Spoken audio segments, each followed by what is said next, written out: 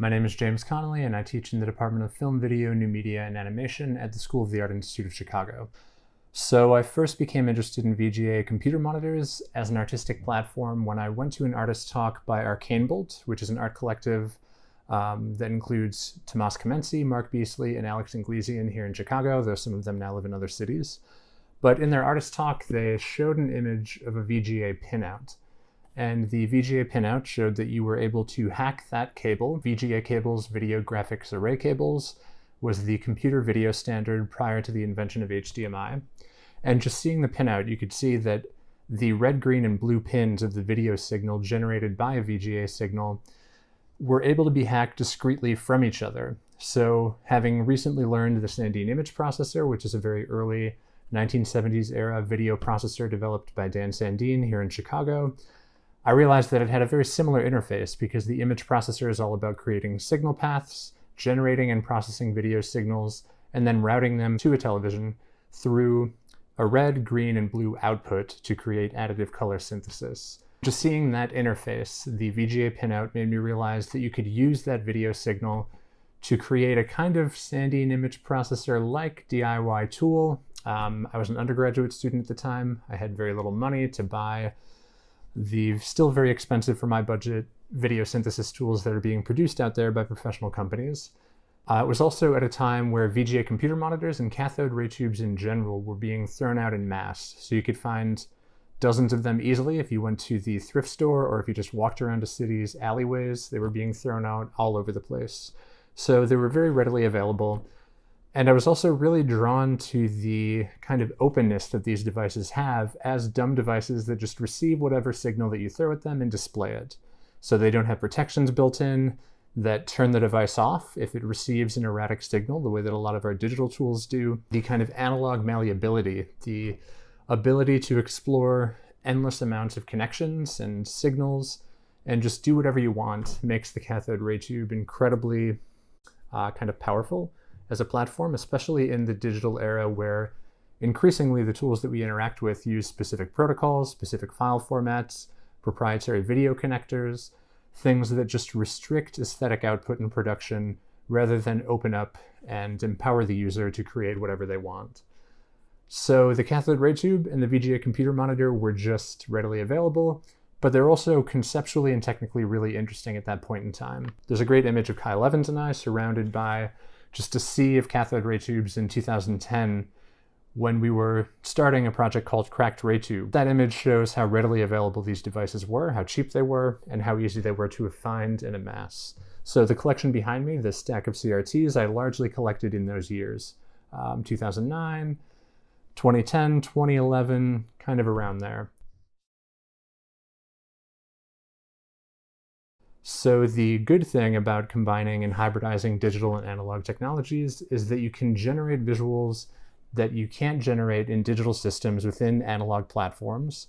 And you can have this level of control over analog devices using custom-made digital software so that you can spend hours and hours exploring your analog system, kind of fine-tune things, create a digital algorithm that generates something really interesting, and then save that algorithm, find ways of manipulating it interestingly that you just wouldn't be able to do with analog systems. I can program a very specific visual event in my monitors and then tie that to a button so that at any point in time I can trigger that button and do something interesting. The ability to spend hours and hours with a tool to find interesting moments in it and then to program really interesting, captivating performances that are very carefully controlled, but also create a lot of space for improvisation, for randomness, for feedback, and just general exploration that makes installations and performances much more interesting than if it's just a video being played back or a video being triggered with some basic kind of familiar digital effects being applied. There are endless headaches of combining analog and digital tools. Anytime you're working with a live media production, things are kind of difficult to deal with. You need to create a schematic to remember exactly how you connected everything. You need to make sure everything is working. And anytime you combine analog and digital technologies, inevitably things will start breaking down. And because of the complexity of the system, it might take you forever, or at least just much longer than normal, to find what's going wrong. So I've had countless performances that were just incredibly stressful. And so anytime I build a new tool and device that combines analog and digital systems, I spend a lot of time in the studio kind of purposefully breaking it, seeing what could go possibly wrong so that I know how to fix every potential mishap.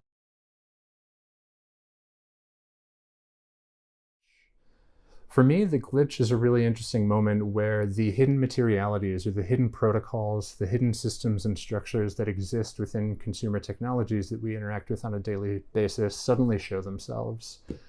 So it can be a very kind of visually pleasurable experience if suddenly a device that you're interested in interacting with behaves in this kind of bizarre but aesthetically interesting way. It can also be a very kind of scary or stressful instance if you have a non-aesthetically interesting glitch of some sort, or if you lose data, or if something weird happens.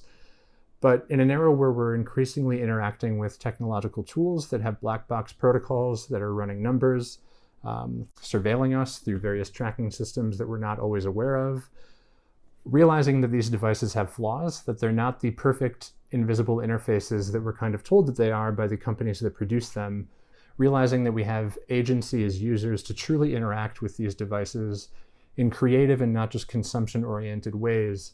The glitch tells us a lot about the power structures that are embedded within these technologies. And investigating the glitch is a means of politically investigating the tools that we interact with. Glitch, of course, has become a kind of commodified aesthetic, and so you'll see glitch-like effects in a lot of movies and production materials, commercial imagery. But I do think that there's still a lot of value as an artistic practice of diving into and provoking error in devices that we interact with on a daily basis. The very first thing I do when I get a device is figure out how to break it, what its edges are, how it works, how it doesn't work, seeing what I can do with this device that wasn't necessarily designed to be an actual part of it, but just finding my own way of meandering through these tools and systems. You can also think of the glitch as a moment of freely exploring devices that are meant to be controlled and systematized and automated. So performance has always been incredibly important for my work. In my opinion, seeing something performed in real time with the performer in front of you can be more captivating than just seeing a video played back. But it does create a power structure between the performer and the audience. So I think there's also a lot of pressure for the performer to kind of empathize with the audience and create something that's very visually captivating, aesthetically pleasing, or aesthetically painful if that's the intention of the performer. But just create something that's captivating, that has a reason to bring people together in real time in that moment. And this is something that I've been thinking more about in the era of COVID, where we're all remotely connecting with each other now. There are still real-time performances, and these happen through streaming services and online. But we're going to have a very long gap before we can start getting together, at least in America, and performing audiovisual performances, music performances, art shows in the same singular space. So performance also does something that kind of is an odd, interesting return of the aura, of the experience of actually being there in that moment in time and being exposed to something that only happened in that very moment. The tension between improvisation and composition or scoring of performances is something I think a lot about. I spend a lot of time finding interesting visual moments in my system, but then leave a lot of room for improvisational exploration, where I can combine things in new ways, create feedback, do something unexpected. And then you also have that feedback between performer and audience. So even if you're performing the exact same system with the exact same tool and the exact same composition, you'll behave differently depending on the crowd. One night it might be loud and raucous, the other night it might be very quiet and subdued. So I first started working with VGA computer monitors and cathode ray tubes after seeing plans, tutorials, and schematics that other artists have shared. And I also studied at the School of the Art Institute of Chicago, which has a really rich tradition of openly sharing tools, systems, plans, and schematics that goes back at least to the 1970s, when Phil Morton, who founded the video area at SAIC, collaborated with Dan Sandine to create what they called Distribution Religion, which was a document that shared the schematics and plans to build your own Sandine image processor. And so what was happening in Chicago in the 1970s anticipated the contemporary moment we're in now, with new media artists, designers, developers sharing tools, open sourcing software, and just contributing to a collective artistic practice where things aren't privatized, but they're being shared, tutorials are being generated, and we're all working together to create interesting things. I'm very willing to share what I'm making, how I made it, so that other people can take that tool and do something else with it. And so I've taught countless tutorials showing people how to make the simple hack that generates visuals for RGB, VGA, Volt. And honestly, I've lost track of all of the projects people have sent me based on those. Kyle Evans and I in Cracked RayTube distribute tutorials and lessons on how to make everything that we use for that project. And those have been used by people all around the world. So just giving people the basic knowledge to get up and running with these tools and technologies is very important, especially when people can be intimidated by new systems or by old systems.